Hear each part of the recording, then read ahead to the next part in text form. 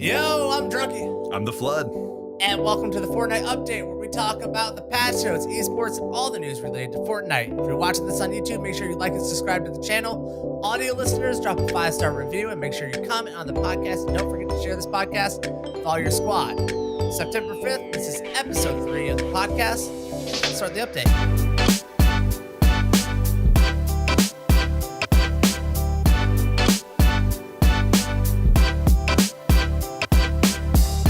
So we're recording this a day later than we usually do because we waited around for the big Thursday patch. Yes. 5.4 has been blessed down upon us. The big event. So we played a lot together today. So we're going to have, I kind of know where you're going to be going with a lot of your stuff. Absolutely. So let's jump into patch 5.4 and start talking about all the changes because there is quite a bit. Yes, it was a big patch and it was an exciting day. So I'm pumped to get into this a little bit. There's some sad news, there's some laughter, there's everything. There's an emotional roller coaster we're about to go on. Some guns that we're no longer friends with. They went off to the farm. First big thing in the weapons and items. Okay. Let's talk about the biggest thing, the Grappler. The Grappler has been added to the game. It is an item that takes up an item slot, has 15 charges, and lets you chain multiple shots together to travel great distances. Mm-hmm. What are your thoughts on the Grappler, man? Initially, it's a blast. In practice, I keep screwing myself over with it, but oh my God, it's so much fun. And I think once everyone gets used to it, the clips that we are going to see and that we are going to produce and some of the moments we're going to make are going to be an absolute blast. We've already had a couple where you're like, I think I threw a shockwave grenade at you and then you grappled back. And I was like, this is amazing already. Like, yeah, you mean the time where you're trying to throw me into the storm with the shockwave grenade, but you couldn't do it? I mean, the Grappler. Okay. The item's amazing. I've already had the sweet ass clip. Bro, you can climb one by one so easy with this Grappler. I absolutely love that this is in the game. I'm someone like all right. So I kind of think this is like a baby jetpack because I hated the jetpack, but I like what it did in the game in terms of being able to scale a building really fast. Yes. So someone sitting in a 1x1, my play style. I like to rush people. I don't like to camp. I always hold W down. Yep. The Grappler, you're up in their 1x1. Like faster than they realize that you're there, man. Like I am in love with this item. It's a permanent, like it has a permanent home in my kit. Whenever it's there, it's going on my Z slot, man. It's going in. Yeah. 100%. Like, I think it has a lot of potential for just so much fun, and anything that's a good movement mechanic. Those are my favorite things. That's the reason I like Fortnite. I feel like the build is a movement mechanic. It lets you go anywhere you want, whenever you want, however you want. And this adds to that. The jetpack kind of did, but the way that it did it was too powerful. This seems like it might strike the right balance. Absolutely, dude. Epic's been killing it with like the utility items, like the shockwave grenade, and then this right after it. Like they are killing it right now for utility. There's too goddamn many of them, though. We need a slot. We need a slot. Well, let's talk about having too many items in the game then, because our good friend, the revolver, has been officially vaulted. How do you feel about the revolver hitting the vault? I'm sad about it. I've for a long time said that I think it was an underappreciated item. When people whine about it in your Twitch chat, I'm always just like, hit your shots and it's great. Like hit your shots and it's a great freaking gun. I understand where they're coming from. No, it's a little bit like the crossbow where you pick it up early game and it's awesome if you hit your shots, but the moment you find something better for your quote sniper slot or whatever it is, you're gonna replace it. And so I get that it's really an item that you're using only because it's the item you found and not because you'll pick almost anything above it just because of pure meta reasons. Like there's nothing else you can do. So I get it, but I am sad to see it go. I've had some really fun clips and some really fun moments where you nail that headshot and you just feel like a god. I'm actually slightly surprised that got vaulted. I thought that Deagle and the revolver kind of share the same space, and they're not as effective as I think anyone would hope they would be. I'm surprised the revolver got vaulted over the Deagle. I would definitely take a revolver over a Deagle. Oh, that's interesting. For me, simply put, the pullout time on the revolver is much better. You could actually kind of use the revolvers like a double pump, double revolver. I always enjoy the revolver more than Deagle. I'm pretty shocked that it's gone. It's kind of one of the OG weapons, and it's in the vault, and who knows if it'll ever come back, man. Yeah, it does feel better than the Deagle. I'll give you that for sure. Yeah. All right, next big thing in the patch, a lot of color and rarity color adjustments going on in the game. Yes. Man, so many items. It's really hard to name them all off, but a lot of items have been changed based on the rarity, the colors. Like the dualies have gone down to blue, the portaforts have gone down to blue, the C4 has gone up to purple. Yep. What are your thoughts on like the color adjustments and like does it really matter, or is it just kind of for people for players who are it's like their first time playing?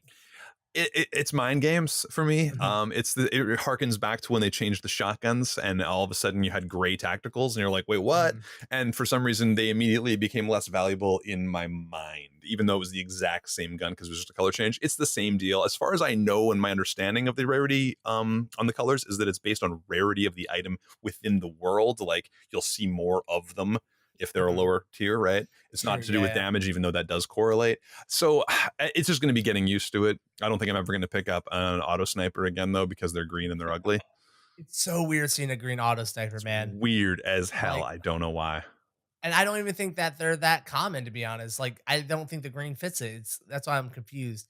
I for one, I think the color adjustments really come from a place where they want to tell you like, oh man, don't worry about all the other guns and how powerful they are. You know, we know that the SMGs are amazing and the drum guns are only blue, but like look at all the other like how does the drum gun not get bumped up to legendary, bro? Like get out of here. Well, because there's a billion, because it's That's common, true. right? It's a common. Not it's not about the strength of the gun. It's about how many of them there are, and there's a billion goddamn drum guns in this game, so they're If you green. say so.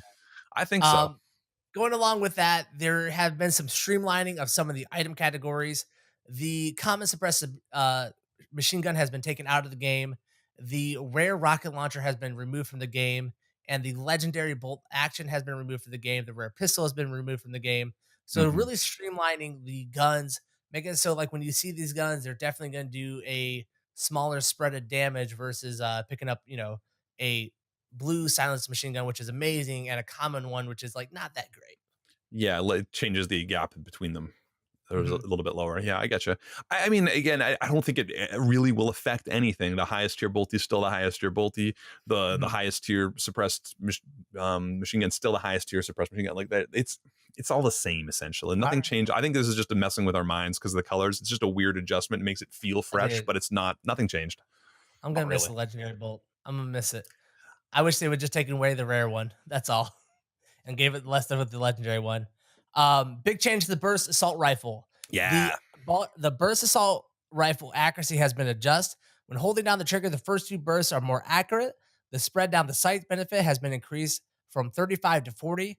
Crouch spread has been reduced. Falling spread has been reduced, and sprinting spread has been reduced.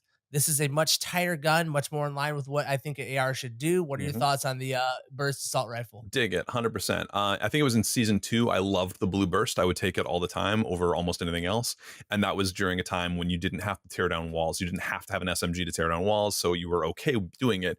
We live in a world now where you have to have a minigun or something to be able to rip Mhm. that apart everyone's turbo build. So you can never use the burst. Plus, it was horribly inaccurate. It felt like compared once you got first shot accuracy. So there was all these other buffs that were happening, and I think the burst assault rifle just got left behind. So I'm glad to see it back in some relevance. I think it's actually going to be useful again, which is I'm excited about. I'm excited to see it actually be a useful gun again. There was a time when I loved it when you get that one tap burst and you kill the guy. Ooh, feels good. Yeah.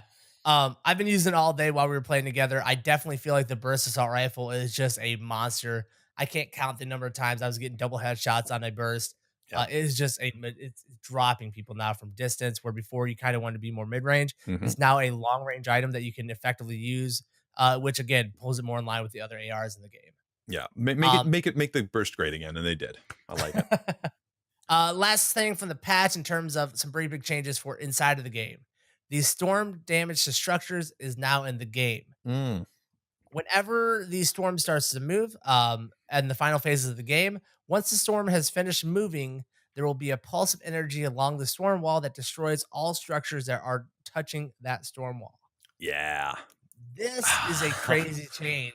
Flood, take us in on this one. Your initial thoughts on it? I mean, to me, this one is gonna be crazy, and I can't wait to watch the next competitive events that happen because Yeah. giant crazy build battles are the name of the game in pro scrims and all that kind of stuff. So I think like Summer Skirmish, we saw it like you see a mountain, then all of a sudden you see an entire building and a city around that mountain. Where now all of a sudden you cut off those edges. Where was that? What was connecting your build that you were on? Like it's all gonna fall down, baby, and Yeah, I'm yeah. excited. I think that's gonna make the game. Well, those last phases are gonna go a little bit faster. I don't think you're gonna see those tiny, teeny, tiny circles anymore Mhm. because all the tip rail is going to get torn down. You're going to be forced to fight a little earlier. I'm I haven't really I've barely played it in an experienced situation for myself, but I really am excited about what it's going to do for the pro scene. I think those games are going to be more exciting to watch. Yeah. I think this is a long time coming. I think that they were kind of waiting for the summer skirmishes to end because this is going to be such a disruptor for how competitive play works. Yeah. The movement of the storm is something that got added that I think was targeted at this type of gameplay. Mm-hmm. But more have casual implications than this one does. There's not a ton of casual matches that end with like large base building, especially like the long floor ones. Yeah. Uh, so they Sky have bases these, are gone, I guess, right? Like yeah, freaking and like casual matches. That's what. Who else cares? yeah. So the moving storm is a thing that they put in so where you can tower camp at the end. Mhm. But then the pro players, all they would simply do is build extended floors and keep moving with it. So I think this is targeted at that.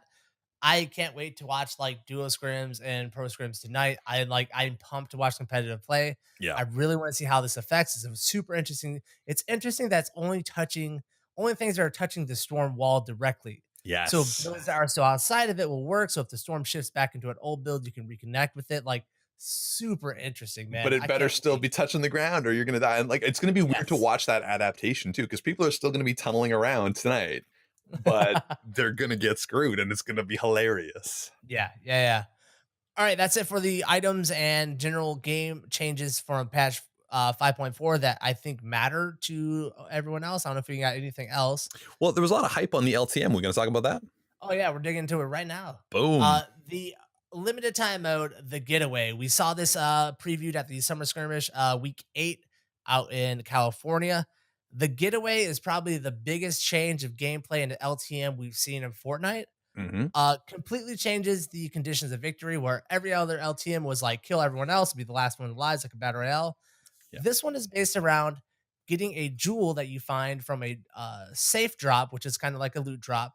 Uh, Pick up the jewel with your squad, and you got to run this jewel to a van. What are your thoughts on the getaway? I was really excited about this event because they had a little trailer, they had a new skin, there's all this stuff that came around it, and it's the same time as the grappling hook. There's all very themed, and I was actually hoping that this event would be more like one of the holiday events where it actually affected our solo modes as well, and not just be an LTM. I was hoping that this would be an overarching event for like a couple weeks of Yeah. ridiculousness. Mhm. Um, but it seems like it's just really just the LTM. It's a fun idea. It does add new elements. I'm sure that kids will love it. After playing a few rounds with you, I got bored really quickly. I kind of am right there with you. When you enter the game, there are 4 jewel drops along the whole map. There are 4 getaway vans from overall throughout the whole thing. I think this thing just gets super boring because it's just you don't really have to engage with the entire map. It's can you get a jewel and get to a drop or a getaway van, and that's just kind of it. It's kind of easy. There's not a Yeah. whole lot of challenge. If you got a competent squad, you make it past the first drop, you're pretty much going to win this. Yeah, and like I guess there's like potentially some kind of pseudo strategy where you camp the van and wait for them to bring the jewel to you and then kill the squad. Like you can Mhm, mess around with that, but for some reason within this battle royale environment, it just does not feel that compelling. Like it's just mhm. I may as well just play the battle royale. Like don't add this weird side Yep. thing. I don't like. I'm hoping that maybe some kids out there are having fun with it. I hope it's a good time, but Yeah. I got bored quickly, and I don't think once I get the pickaxe or whatever that I get out of it from accomplishing the goals, which Yeah. you get a crowbar by doing some cool stuff in it. Cool, that's neat. Thank you for the free item. I will do that, and then I'll be done with it. Yeah, I'm the same way. I think they might adjust it. They typically adjust their LTMs. I think they've got to go down to like 1 jewel. It has to be, I would like to see like a one squad who has a jewel versus the server. And are Yeah. these people like coming at the jewel squad going to work together? Or are they going to fight each other while these people try and get to the jewel? It's just it has to be way more focused. It doesn't feel focused at all. A lot of times we were getting to the end of the LTM and then I was like, oh wait, this is it. We're done. Like Like Yeah, Okay, or okay. we'd like just go run up to the van and take it away, and no one really stopped me, and it was boring. I was like, okay, well, we just did the thing, I guess. Yep. One thing I will say about Epic's LTM's is that I like that they are LTM's. These Yeah. limited timeouts allow them to do exactly what you said. They get to test things and try things and kind of, well, how does a community like this and how does this actually affect the gameplay? How do people actually use this thing? Okay, let's tweak a version 2. All right, let's tweak a version 3. All right, let's put that in the game or whatever it is, right? Yeah. Like I think it allows them to inform themselves for the main core game. And I think that's really valuable. So it's neat that they're experimenting. I like that this is a different experiment compared to just like, oh, we'll just give them the gold weapons or whatever, which is Yeah. cool. But this is neat. I like that they're trying things, but I got bored quickly. Yeah. I'm definitely excited by the idea of a battle royale system being played with different goals in mind, but the same way it is kind of boring. Yeah. So lastly, before we finish up the update for this week, let's talk about the Summer Skirmish because the Summer Skirmish finished up in California in week 8 with a 4-day competition where Yes. anyone could come to PAX West as long as they had a PAX West badge to enter the queue, work their way up into the main qualifiers and the finals. Week 8 of the Summer Skirmish. How much of it did you catch? How interested were you? And did it live up to it? Okay, I would say that I was fairly interested. I was Mhm. only able to catch a small amount, unfortunately, just due to timing and life and whatnot. But Sure. the bits that I did see, I really had a good time watching. I watched Turkey Lips, blow up some people and hilarity. Like there was a lot of fun that was had there. I think the event looked really impressively run. Yeah. Lots of staff, lots of cool things going on. I definitely need some issues with their production team in terms of when they swap their cameras. Woo! And Yeah. I think honestly, overall, you're going to have as an esports professional and retiree from the Summer Skirmish life, you're going to have a lot more to say about it. But overall, I think it's a really fun event. I like what they did, and I think for their very first year of doing something like this, I'm really excited to see where they can take it for the future. And again, once again, I think Epic is the king of experimenting. And I think Mhm. they learned a lot. Like Summer Skirmish was a grand experiment in how do you make competitive work, what game mode works, like what scoring system is the best to make the most Yeah. exciting content. And I like that anyone could sign up for this one. I think that was really smart. It was. I think the person who won the event is actually somebody who showed up, Hmm. didn't even have a PAX West badge when he was in line, had to leave the line, go buy a badge, came Yes. back, worked his way through, and ended up winning a whopping, it was over $250,000 for himself. Um, And how good is that for Epic Games right now? That just means any kid out oh, there who plays Fortnite could be the next winner. Like they're yep, loving that. They don't want another. Like it's great that Ninja's in their game or whatever, but if Ninja wins that, it's just like, oh yeah, Ninja won again. Who cares? yeah. This is some random kid, and that's gonna ignite the imagination of all middle schoolers out there right Yeah, now absolutely. Especially like with the young god Aiden. The console players showed up during the Summer Skirmish. in a big Apparently, way. they can, if as long as they drop in tilted towers, the console players can destroy. Uh, Yeah, and that's not even knock at them. The problem console players run into is like editing. They can't keep up with the edits of the PC players. sure. That's why you see them tilted a lot because there's not a lot of build edits. They're in your face, and that's where they excel. But it really showed. Nick Merckx had a game where he came out with 8 kills, went late into the game. It was right there at the end with like the end game. I couldn't help but Um, cheer for Nick Merckx, man. You know what? uh, It's him wearing flannel. Something about all those esports shirts, and he was wearing that flannel. And as a Canadian, that spoke to me, and I could not help but root for Nick Merckx, man. I love him. And I kind of love that about Summer Skirmish. This is like the first big gaming event where it wasn't they didn't take the tone of like we're elite gamers, pew pew, here's all these neon lights. Like they got this like funky style that they rock and like they're not embarrassed about it. It's out there. We got this tiki, it's summer. Yep. The fits look like I love that about Epic. There's something magical about it because the other ones make it all feel too elite. Like it's like Yes. we're professional sports, whereas Epic is like, no, we're competitive, but we're fucking fun. Get in Yeah, here. yep. It's open to Absolutely. everyone. It feels more inclusive. It just feels more fun. Mhm. I It like really it. does. In terms of formatting, I think this was the most successful format they've ran. Mhm. Um, it rewarded winning the game and placements just the same as kill count and getting high kill games. I thought everything was perfectly aligned. I thought some of the games were the more exciting, especially towards the end of the tournament when people like had to realize, oh, I have to go off and where there's a lot like tilted towers we were talking about. Most of the time there'd be 4 people dropping there towards the end of the tournament, the last 2 matches. Uh, you know, there's like 8 to 9 people dropping tilted because like you got to ball out and get high kills to try and catch up, which I think is just genius. Yep. Um, as an event, I thought it was amazing. I thought it was very fair. I thought a lot of players who weren't on professional teams made it super deep in this tournament. 100%. I was very surprised that a lot of the professional players didn't land as high as they did. I think Liquid was the only professional team with two people in the top 10. Yep. And even then, one of their main roster people, Vivid, who just got onto their team, he didn't even make it to the finals. Yep. Chap didn't even make it the top 20. Like, it is a testament that Fortnite is in a very early stage and you can still get in on this thing and like these formats and to get into these tournaments, like you can do it, man. You can do it. If you try hard enough, you can do it. And there's nothing better for a company running a game right now than having that mentality. I got to ask you, tell me about the coin flip. Oh, the coin flip that cost a young man $5,000.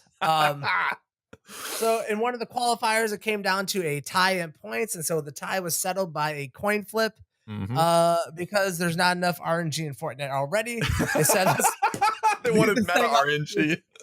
A 50-50 coin flip. And I really hope behind the scenes they gave the guy who got left out $5,000, because that's just so unfortunate to do that much work to go through that entire queue at PAX West to make it that far. And a coin flip though, like I hope they can fix that so that it does not happen in that way ever again, because that's too heart-wrenching. Also, another thing to talk about, the bug. Did you see the low gravity bug that was happened? Yeah. And in the middle of an event? Yes. Oh. You describe it, because you probably watched a little more of it than I did. So the cube has been moving around the Fortnite map and leaving anti-gravity fields, as we all kind of know. So the anti-grav field over by Fatal, there was a game finishing up that still had about 30 people left in. Yep. It's one of the more final circles. I think it was like circle 6 or 7. And the anti-grav bugged out. I don't know why. Maybe there was too many people inside of it, but everyone just kept bouncing high as the skybox and then coming back down and then bouncing again.